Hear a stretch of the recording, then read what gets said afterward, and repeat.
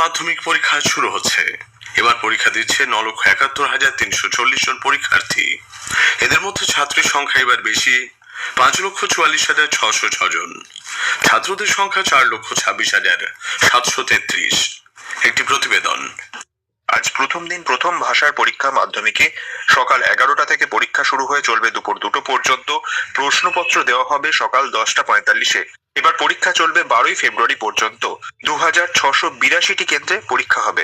পরীক্ষা কেন্দ্রগুলিতে কড়া নিরাপত্তার বন্দোবস্ত করা হয়েছে। পর্ষদ সভাপতি রামানুজ গঙ্গোপাধ্যায় জানিয়েছেন, প্রতিটি পরীক্ষা কেন্দ্রে ক্লোজ সার্কিট ক্যামেরার নজরদারি থাকবে। পরীক্ষা শেষ না হওয়া পর্যন্ত প্রশ্নপত্র নিয়ে কোনো পরীক্ষার্থী বাইরে যেতে পারবেন না। কেউ যদি পরীক্ষা শেষের আগেই বেরিয়ে যেতে চায় তাহলে তাকে উত্তরপত্রের সঙ্গে প্রশ্নপত্র জমা দিয়ে বেরোতে হবে। প্রত্যেক পরীক্ষার্থীকে আসল অ্যাডমিট কার্ড ও রেজিস্ট্রেশন সার্টিফিকেট নিয়ে যেতে হবে। কোনো রকম ফটোকপি গ্রাহ্য করা হবে না বলে পর্ষদ স্পষ্ট জানিয়ে দিয়েছে। পরীক্ষা কেন্দ্রে mobile phone, calculator, smart watch সহ যে কোনো রকমের ইলেকট্রনিক্স সামগ্রী, ব্লুটুথ ডিভাইস এসব নিয়ে যদি কোনো পরীক্ষার্থী ধরা পড়ে তাহলে তার পরীক্ষা পুরোপুরি বাতিল করে দেওয়া হবে। এছাড়াও পরীক্ষার্থীদের সুবিধার জন্য 24 ঘন্টার হেল্পলাইন নম্বর চালু করেছে মধ্যশিক্ষা পর্ষদ। নম্বরগুলি হলো 03323213813, 03323592277 এবং 03323372282। এছাড়া কলকাতা পুলিশ ও পরীক্ষার্থীদের সহায়তার জন্য একটি হেল্পলাইন নম্বর চালু করেছে। সেই নম্বরটা হলো 9432610039। পুলিশ জানিয়েছে, কোনো পরীক্ষার্থী যদি কোনো পরীক্ষার দিনগুলোতে পরীক্ষা কেন্দ্রে যেতে কোনো সমস্যায় পড়েন বা কোনো কিছু নিয়ে যেতে ভুলে গেলেন বা যে কোনো ধরনের সমস্যায় যদি পড়েন তাহলে এই নম্বরে ফোন করলে পুলিশ তাকে তৎক্ষণাৎ সহযোগিতা করবে। সুমন মুখোপাধ্যায়, আকাশবাণী সংবাদ, কলকাতা। 2026-27 অর্থবর্ষের কেন্দ্রীয় বাজেটে রাজ্যের পরিকাঠামো ও শিল্পক্ষেত্রের উন্নয়নে বেশ কিছু প্রকল্পের ঘোষণা করেছেন কেন্দ্রীয় অর্থমন্ত্রী নির্মলা সীতারামন। রাজ্যের শিল্পায়ন ও যোগাযোগ ব্যবস্থাকে ঢেলে সাজাতে পূর্বোদয় প্রকল্পের আওতায় একাধিক মেগা প্রকল্পের ঘোষণা করা হয়েছে এবারের বাজেটে। দুর্গাপুরের নতুন শিল্প তালুক থেকে শুরু করে Varanasi, Siliguri high speed rail, পশ্চিমবঙ্গের জন্য রয়েছে একগুচ্ছ উন্নয়ন প্রকল্প। রাজ্য শিল্পক্ষেত্রের প্রাণ সঞ্চারী দুর্গাপুরকে কেন্দ্র করে একটি সমন্বিত শিল্প তালুক বা ইন্ডাস্ট্রিয়াল নোড তৈরির প্রস্তাব দিয়েছেন অর্থমন্ত্রী। এটি মূলত অমৃতসর কলকাতার শিল্প করিডোরের একটি গুরুত্বপূর্ণ অঙ্গ হিসেবে কাজ করবে।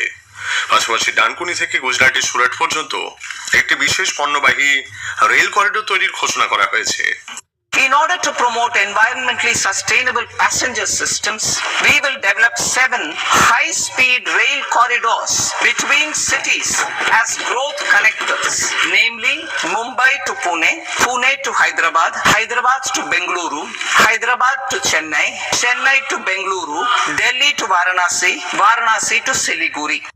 রেল পরিকাঠামোর উন্নয়নে বাজেটে অমৃত ভারত প্রকল্পের অধীনে শিয়ালদা সহ রাজ্যের 94টি স্টেশনের আধুনিকীকরণের কাজ দ্রুত শেষ করার কথা বলা হয়েছে। উত্তরবঙ্গের মানুষের সুবিধার জন্য ঘোষণা করা হয়েছে Varanasi Siliguri high speed rail corridor, যা পর্যটন ও ব্যবসা উভয় ক্ষেত্রেই পট পরিবর্তনকারী হয়ে উঠবে বলে মনে করা হচ্ছে।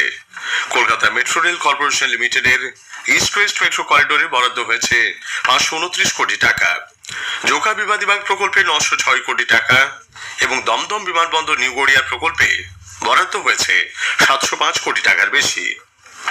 উচ্চগতি রেল করিডোরের কারণে রাজ্যের পর্যটন ক্ষেত্রের উন্নতি হবে বলে আশা প্রকাশ করেছেন জলপাইগুড়ি চেম্বার অব কমার্সের সচিব অভ্র বসু।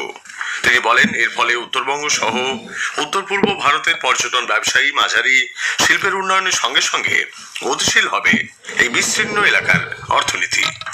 দেখুন, হাই স্পিড রেল করিডোর যেটা করছেন গভর্নমেন্ট, এটা তো সত্যি ভালো। এখন ব্যাপারটা হচ্ছে যে এটা দিয়ে শুধু কি প্যাসেঞ্জার ট্রেন চলবে না গুডস ট্রেনও চলবে, এটা বা দেখতে হবে। ব্যাপারটা আরো যখন পুরোটা আসবে তখন আমরা বুঝতে পারবো। তো যদি গুডস ট্রেন চলে কোনো কারণে তাহলে তো আমাদের বিজনেসের ক্ষেত্রে সত্যি ভালো হবে। আর ট্যুরিজমের ক্ষেত্রেও যেহেতু বানারসের সঙ্গে শিলিগুড়িটা যদি যোগাযোগটা এবং high speed semi bullet train টাইপের কিছু চালাবে আর কি, সেক্ষেত্রে তো ট্যুরিজমটাও ডেভেলপ করবে। আমাদের উত্তরবঙ্গটা খুব তাড়াতাড়ি বানারসের সঙ্গে আমাদের যুক্ত। আগে এলাকা দখলকে কেন্দ্র করে দুই গোষ্ঠীর সংঘর্ষে দক্ষিণ কলকাতার ঢাকুরিয়ার গোল পার্কের কাঁকুলিয়া রোডের 55 তলা গতরাতে উত্তপ্ত হয়ে ওঠে।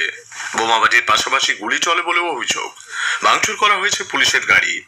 এই ঘটনায় 4 জন আহত হয়েছেন বলে খবর। স্থানীয় বাসিন্দাদের অভিযোগ, শাসক দলের ঘনিষ্ঠ সোনা পাপ্পু নামে একজন দুষ্কৃতীর লোকজন এলাকা দখলের জন্য গতরাতে হামলা চালায়। ইতিমধ্যে 10 জনকে গ্রেপ্তার করা হয়েছে। স্থানীয় সংবাদ শেষ হলে এরপর গ্রামীণ সংবাদ দুপুর 12:30টায়।